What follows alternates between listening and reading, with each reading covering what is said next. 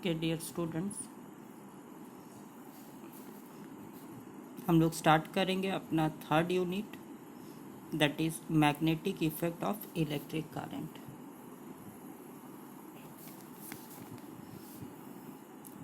As we all know, एक compass needle को हम लोग यूज़ करते हैं to determine in which direction our ship is actually moving. लेकिन आज का किस्सा कुछ अलग था। एक नेविगेटर कंपास नीडल के सहारे वो डायरेक्शन को डिटरमाइन करने का बार बार कोशिश किए जा रहा था, but every time he found that the compass needle is not showing a particular direction, rather it is deflecting randomly.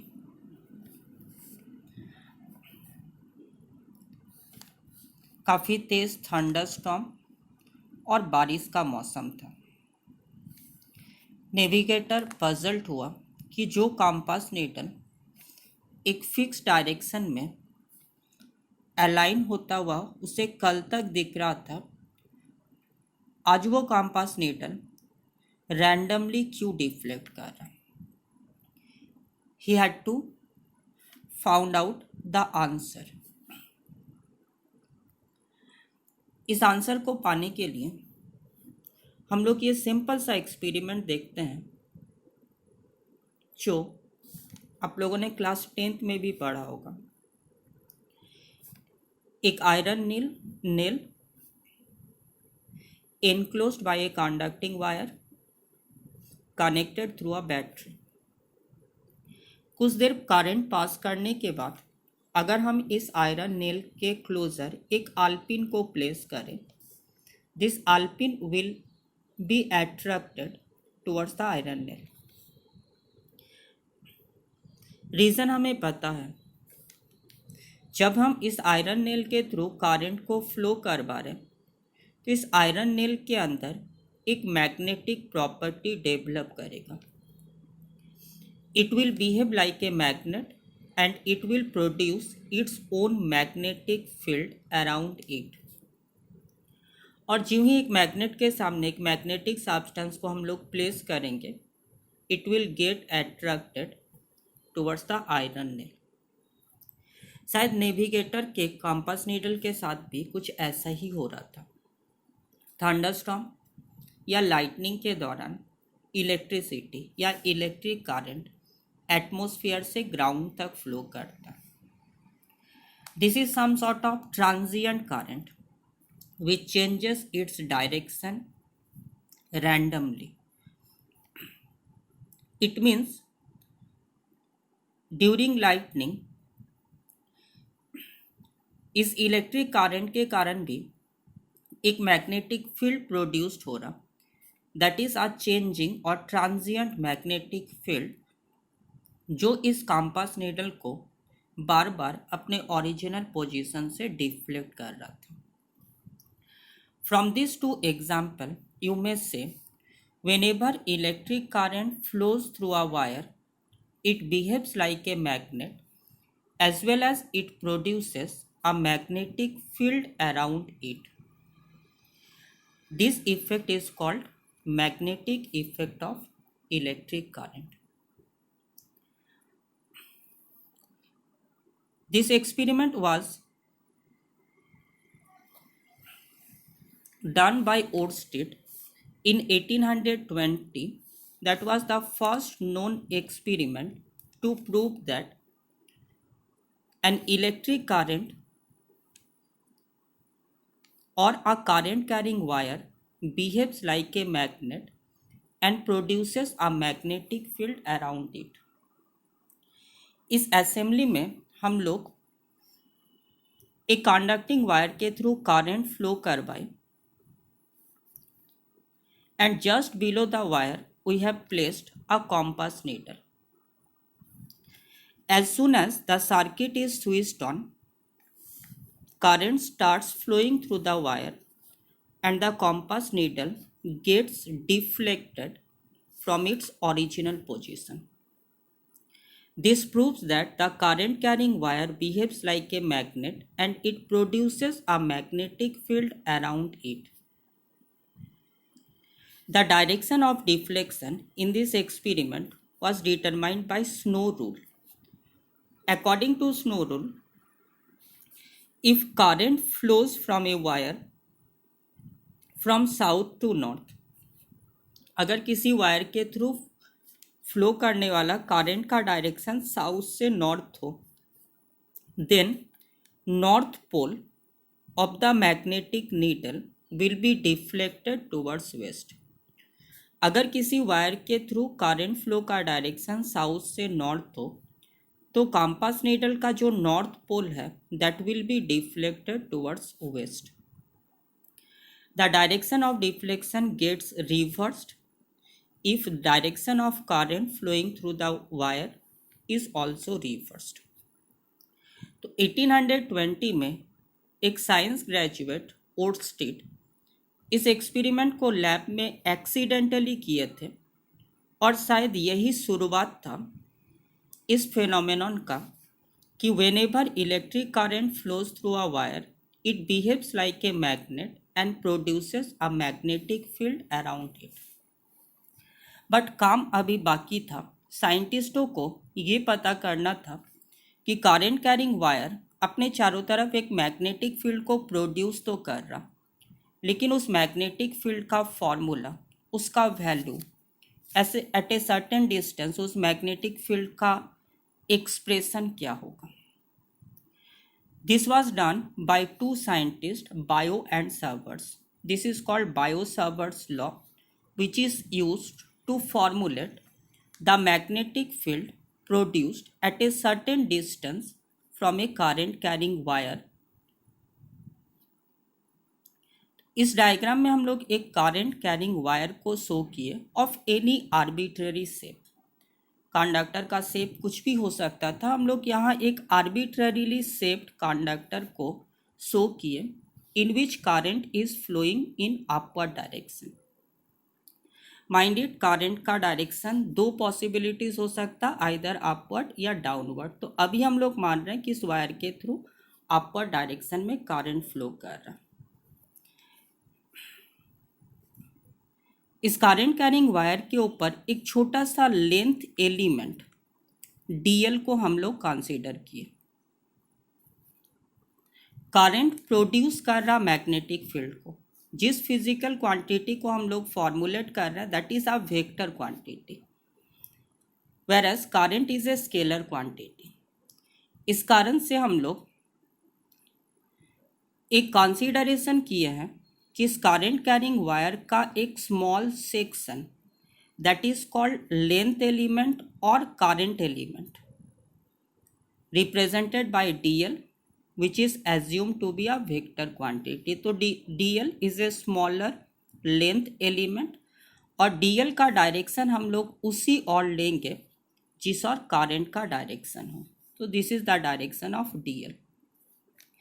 dl का मिड पॉइंट है O और यहाँ से एट ए डिस्टेंस r किसी एक पॉइंट P पर हम लोग मैग्नेटिक फील्ड का फॉर्मूला डिराइव करना चाहते हैं. Bio-Savarts found that the magnetic field produced at point P at a distance r depends on 4 factors. Magnetic field directly proportional to the current flowing through the wire. You may easily say एक wire के through जितना ज़्यादा current flow करेगा उसके चारों तरफ magnetic field उतना ही स्ट्रॉन्ग होगा. Again dB directly proportional to dl. एक छोटा सा लेंथ एलिमेंट अपने कारण जो मैग्नेटिक फील्ड प्रोड्यूस कर रहा, ऑब्वियसली इस लेंथ एलिमेंट को अगर हम बड़ा कर दें, पूरे कंडक्टर को लें, उसके कारण मैग्नेटिक फील्ड और भी स्ट्रॉन्गर होगा. तो dB directly proportional to dl. dB directly proportional to sine theta.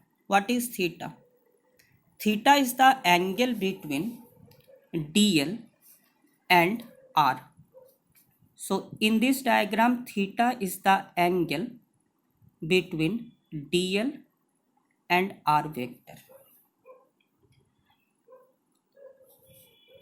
Like electric field, magnetic field also varies with distance, and it is inversely proportional to the square of the distance of the point of observation where the field has to be calculated. So dB inversely proportional to r square. So keep in mind, dB depends on four factors: directly proportional to I, directly proportional to dl, directly proportional to sine theta, and inversely proportional to r square. Combining these four factors, you may write dB directly proportional to I dl sine theta divided by r square. Or dB can be written as, I have to introduce a constant k, that is written as mu 0 by 4 pi. याद रखना है, electricity में हम लोग जो constant use किए थे that was 1/4 pi epsilon not. Magnetism में इस कांस्टेंट को हम लोग रिप्लेस करेंगे, सिर्फ 1/एप्सिलॉन नॉट के जगह पर हम लोग लिखेंगे mu naught. So this is mu naught by 4 pi I D L sine theta by R square. Epsilon naught electricity में इस कांस्टेंट को हम लोग कहते हैं permittivity of free space. This time mu 0 इस कांस्टेंट का नाम हम लोग देंगे परमिएबिलिटी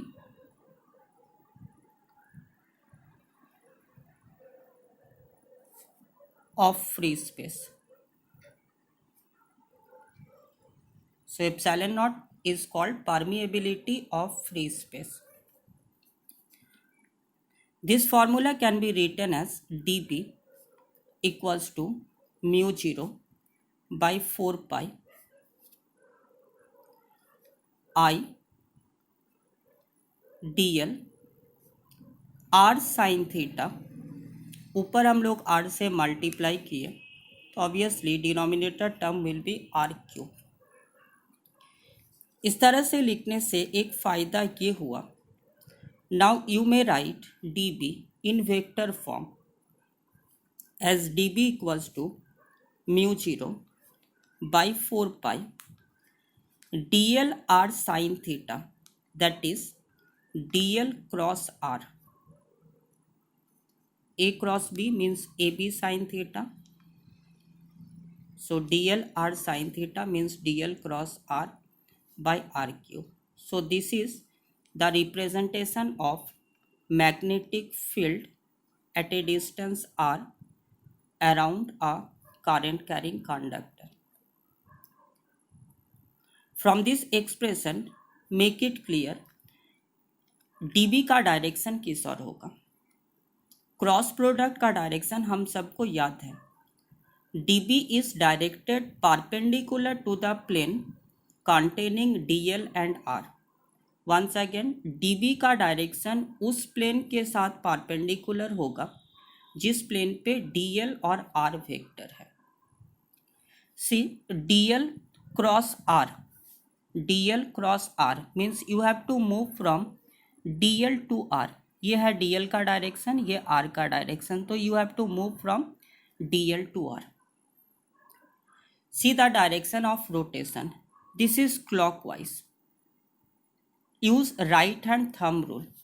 क्लॉकवाइज के लिए फील्ड का डायरेक्शन होगा perpendicular to the plane directed inward. Recall right hand thumb rule. dl cross r means we are moving clockwise. अगर हम अपने रेस्ट फिंगर्स को क्लॉकवाइज डायरेक्शन में मूव करवाए तो मैग्नेटिक फील्ड का डायरेक्शन या थंब का डायरेक्शन होगा perpendicular to the plane directed inward. इसे हम लोग इस तरह से क्रॉस से रिप्रेजेंट करेंगे। इस लेसन में क्रॉस का मतलब एक मैग्नेटिक फील्ड जिसका direction perpendicular to the plane of paper हो और इनवर्ड डायरेक्शन में हो। What will happen if current flowing through the wire is in downward direction? अगर इसी में हम लोग करंट फ्लो का डायरेक्शन डाउनवर्ड लेते तो ऑब्वियसली डीएल का डायरेक्शन डाउनवर्ड होता और डीएल क्रॉस आर मूव करते। It means this time we are moving in anti clockwise direction.